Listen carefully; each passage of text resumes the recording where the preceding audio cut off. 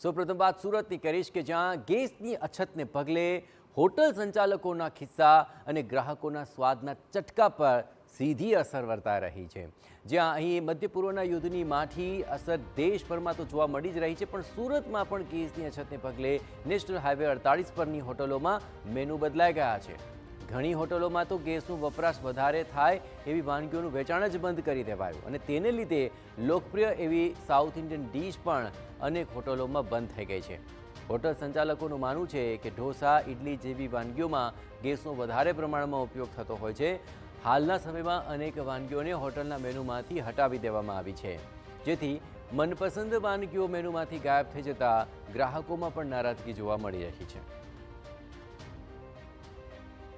चौकड़ी पे अपना भगवती होटल है यहाँ पे, और मुझे साउथ इंडियन डिश खाना था, तो कुछ गैस के तकलीफ़ की वजह से उन्होंने बोला कि ये नहीं मिल पाएगा और इसके लिए हम लोग रोटी भाजी खा रहे हैं यहाँ पे।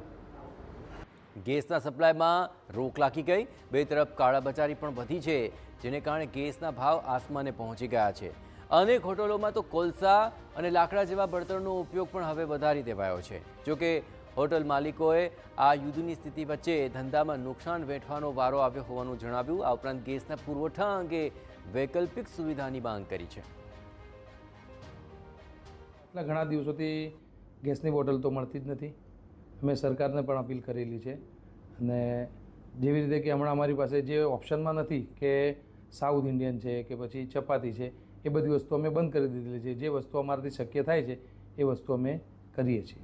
ગેસ તો ચપાતી છે, પછી સાઉથ ઇન્ડિયન જેમાં ગેસ વધુ વપરાતો હતો એ વસ્તુ અમે બંધ કરી દીધી છે અને લકડા અને કોલસાને બધું ચાલુ કરી અને અમે અમારું ચલાવીએ છીએ।